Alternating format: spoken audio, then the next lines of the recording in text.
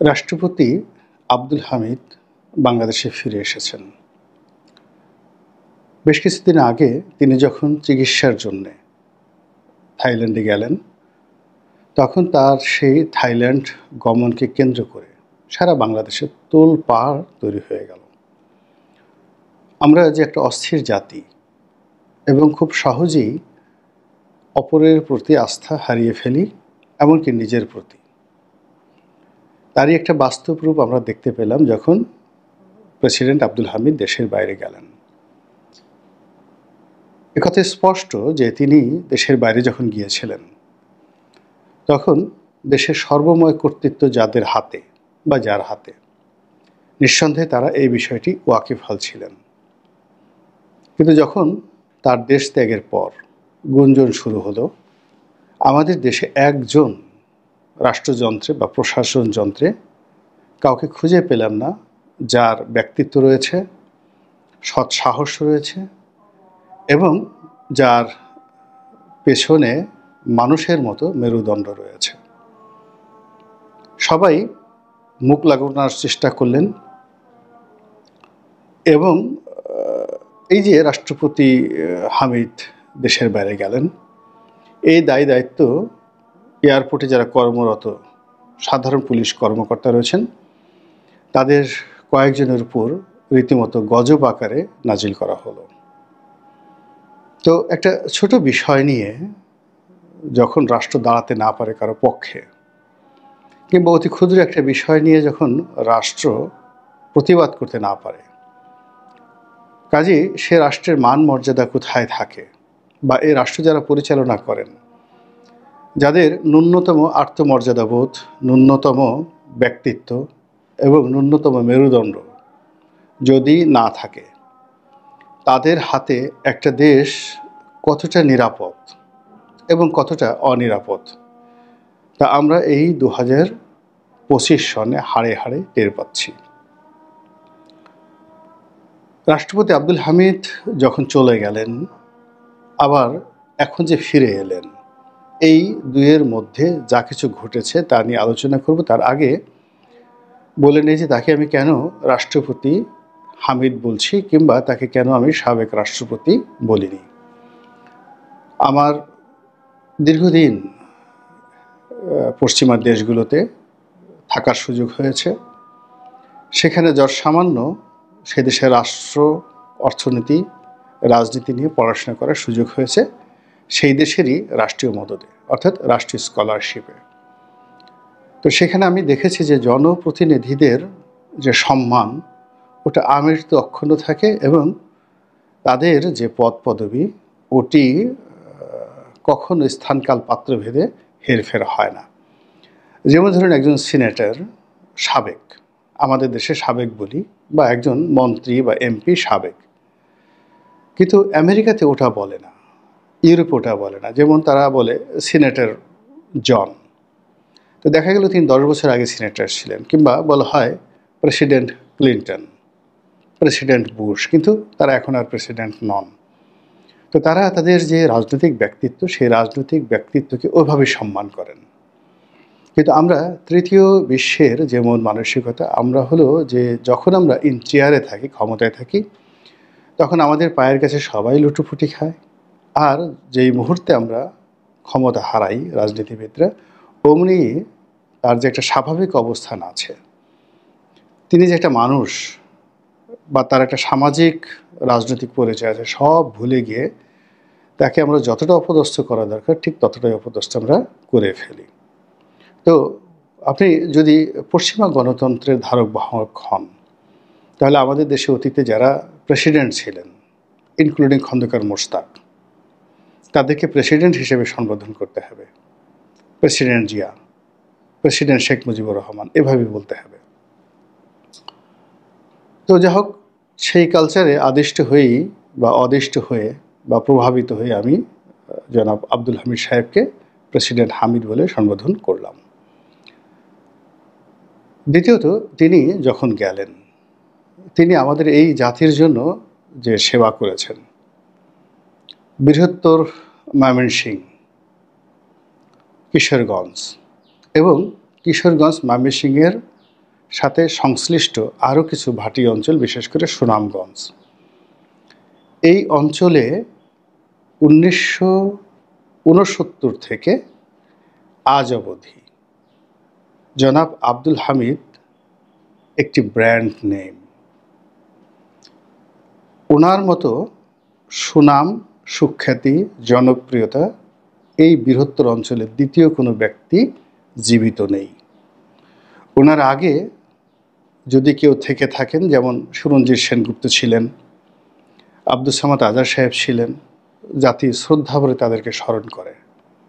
আওয়ামী লীগ নেতা আব্দুল মান্নান সাহেব ছিলেন, অত্যন্ত টাঙ্গাইলের মান্নান সাহেব খুবই সম্মানিত ব্যক্তি ওই বেল্টের। কিন্তু জীবিত ব্যক্তির মধ্যে জনাব আব্দুল হামিদ সবচেয়ে জনপ্রিয়, সবচেয়ে গ্রহণযোগ্য এবং একটা জীবন্ত ইতিহাস, জীবন্ত কিংবদন্তি। তো এই মানুষটি 7 বার 8 বার জনগণের ভোটে নির্বাচিত হয়েছেন। আপনারা যারা রাজনীতি করেন, চোখে পানি এসে যায়।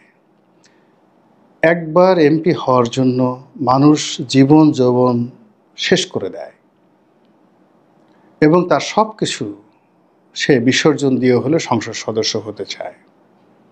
আর একবার সংসদ সদস্য হওয়ার পর দ্বিতীয়বার সংসদ সদস্য হওয়া, তৃতীয়বার হওয়া, এটা রীতিমতো ভাগ্যের ব্যাপার। এবং এটা যে কত বড় যোগ্যতা যে একজন মানুষ তার নির্বাচনী এলাকাতে 5 বার 6 বার 7 বার 8 বার সংসদ সদস্য নির্বাচিত হচ্ছেন। ওই মানুষটি ওই নির্বাচনী এলাকার অন্ততপক্ষে 10 লাখ লোকের চোখের মণি, মাথার মুকুট এবং তাদের দোয়া এবং ভালোবাসার উপলক্ষ।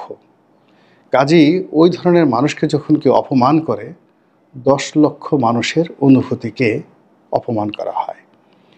তো কাজেই তিনি তার জীবনের প্রায় 60টি বছর, 60 ইয়ার্স তিনি রাজনীতির পিছনে ব্যয় করেছেন এবং সফলতম। তৃণমূল থেকে একেবারে তার জীবন শুরু হয়েছে সংসদ সদস্য দিয়ে। তিনি কখনো মেম্বার চেয়ারম্যান দিয়ে রাজনীতি শুরু করেননি। সেখান থেকে ডেপুটি স্পিকার ছিলেন এবং 2 বার রাষ্ট্রপতি। তার কর্মকাল, তার ব্যক্তিগত জীবন, তার ব্যবহার কোনো কিছু নিয়ে রাজনীতির যারা স্টেক হোল্ডার কেউ কখনো অভিযোগ করেননি। তিনি যখন স্পিকার ছিলেন, আওয়ামী লীগের লোকের চাইতে বিএনপির লোকজন তাকে ভালোবাসতেন।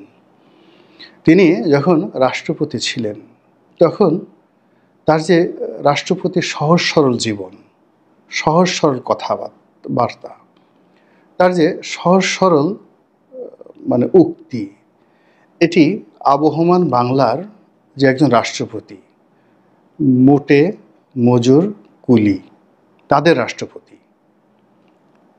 এই যে অভিদা গণমানুষের যে রাষ্ট্রপতি, সুদীর্ঘ 60 বছরের শ্রম মেধা, আমরা এতটা অকৃতজ্ঞ, এতটা অভদ্র, এতটা বাজে স্বভাবের যে এই বিষয়গুলো আমরা একবারও স্মরণ করলাম না যে এই বয়োবৃদ্ধ মানুষটি, 78 বছর বয়স্ক মানুষটি, তার শারীরিক জটিলতা রয়েছে এবং সেই শারীরিক জটিলতার জন্য তার চিকিৎসা প্রয়োজন, তিনি অসুস্থ।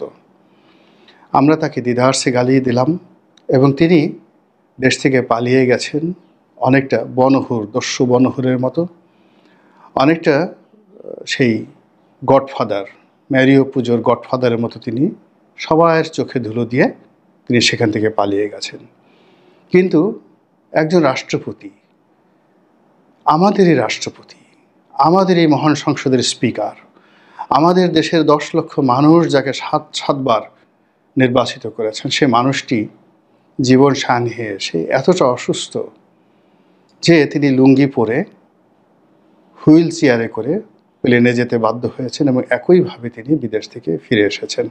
আমরা একটি বারের জন্য আমরা আমাদের মানবতাকে জাগ্রত করিনি, মনের দুয়ারকে উন্মুক্ত করে তাকে দেখার চেষ্টা করিনি। এই গেল এক। এই অপরাধের কারণে কিন্তু আমরা দিনের পর দিন, বছরের পর বছর আমরা খারাপ শাসক দ্বারা শাসিত হয়েছি। আমরা সবসময় বলি অমুকে ফেরাউন, অমুকে সুদখোর, অমুক, কিন্তু এগুলো কেন হচ্ছে? মূল কারণ হলো আমরা সত্য কথাটি সঠিক সময় বলতে পারছি না, সত্যর পক্ষে দাঁড়াতে পারছি না। আমরা সবসময় হলো বাতাস যেই দিকে সেই দিকে আমরা পাল তুলে নৌকা চালিয়ে দিচ্ছি। রাষ্ট্রপতি হামিদের ক্ষেত্রে আমরা যে অন্যায় করেছি, জুলুম করেছি, অবিচার করেছি, তিনি তার সেই অসুস্থ শরীর নিয়ে আবার বাংলাদেশে এসে তিনি আমাদেরকে শিক্ষা দিলেন, সব মানুষ পালায় না, সব মানুষের জন্য পালানো শোভা পায় না। দ্বিতীয়ত, তিনি কে? তিনি সেই ডক্টর মোহাম্মদ ইউনূসের মতো কোনো পিএইচডি ডিগ্রি হোল্ডার নন। তিনি দেশ বিদেশ থেকে কোনো ডিগ্রিপ্রাপ্ত অতি পণ্ডিত ব্যক্তি নন। তিনি আমাদেরই রাষ্ট্রপতি, আমাদেরই হামিদ ভাই। তিনি আলু ভর্তা দিয়ে ভাত খান, মাছের ঝোল দিয়ে, গুঁড়ো মাছের ঝোল দিয়ে ভাত খান এবং ভাটি অঞ্চলের কথায় কথা বলেন, কিশোরগঞ্জের ভাটি অঞ্চলের ভাষায় কথা বলেন। তিনি সেই ব্যক্তি, জীবনের শুরু থেকে সেই পর্যন্ত একটা আদর্শ তিনি ধারণ করে রেখেছেন। লোভ এসেছে, লালসা এসেছে, কামনা এসেছে, বাসনা এসেছে, যেগুলো ব্যক্তিগত এবং গোপনীয়, সেটা তার একান্ত ব্যক্তিগত বিষয়। কিন্তু জাতির কাছে তিনি কখনো বেঈমান, তিনি কখনো মুনাফেক, তিনি কখনো মীর জাফর এই অবস্থায় তিনি নিজেকে তুলে ধরেননি।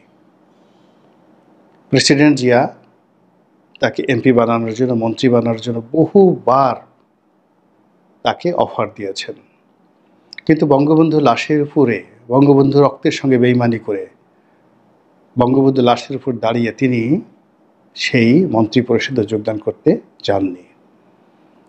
খন্দকার মুশতাক তাকে প্রস্তাব দিয়েছিলেন মন্ত্রী হওয়ার জন্য, তিনি যাননি। এরশাদ সাহেব রীতিমতো তার উপর জুলুম করেছেন তাকে নেওয়ার জন্য, কিন্তু অন্য সব আওয়ামী লীগ নেতা বা বিএনপির নেতার মতো তিনি ক্ষমতার পিছনে ছুটেননি। তিনি তার নীতি নিয়ে, তিনি তার আদর্শ নিয়ে একটা জায়গাতে আছেন। আপনি তাকে ভালো বলতে পারেন, মন্দ বলতে পারেন, তিনি তার মতো জায়গাতে আছেন। তিনি কখনোই সুবিধাভোগী ছিলেন না, তিনি সুবিধার পেছনে ছুটেননি। দল যখন ক্ষমতায় এসেছে, দল থেকে পুরস্কৃত করেছে, সেটা আলাদা বিষয়, কিন্তু তিনি কোনো অবস্থাতেই কারো দুধের মাছি হওয়ার জন্য তিনি ছুটোছুটি করেননি। একটা মানুষের জীবনের ৭৬-৭৮ বছর এভাবেই চলে গেছে। তার বঙ্গভবন তিনি যখন ছিলেন, ও বঙ্গভবন কিশোরগঞ্জের মানুষের জন্য খোলা ছিল, ওই বঙ্গভবন সাধারণ মানুষের জন্য খোলা ছিল। যে কোনো মানুষ তার সাথে দেখা করতে পারতেন, তার মেহমান হতে পারতেন, তার ঘরের খাবার খেতে পারতেন, এবং এখন পর্যন্ত সেই জিনিসটি রয়ে গেছে। তো সেই আব্দুল হামিদ সাহেব ফিরে এসেছেন। আমি তার দীর্ঘায়ু কামনা করি, তার সফলতা কামনা করি, এবং মনে করি যে তার মতো মানুষ এই বাংলায় আরও বেশি বেশি জন্ম নিক, স্রোতের প্রতিকূলে দাঁড়িয়ে থাকুক, ফাঁসির মঞ্চে গিয়ে সত্য বলুক, এবং সমস্ত লোভ লালসাকে পায়ে মারিয়ে সত্য এবং ন্যায়ের পক্ষে অবিচল থাকা যে মানুষগুলো, তারা জনাব আব্দুল হামিদ, আমাদের মহামান্য রাষ্ট্রপতি আব্দুল হামিদ, তার জীবন থেকে এবং জীবনের আদর্শ থেকে শিক্ষা গ্রহণ করুক, এই হোক আমাদের ব্রত। আসসালামু আলাইকুম রহমতুল্লাহি ওয়া বারাকাতুহু।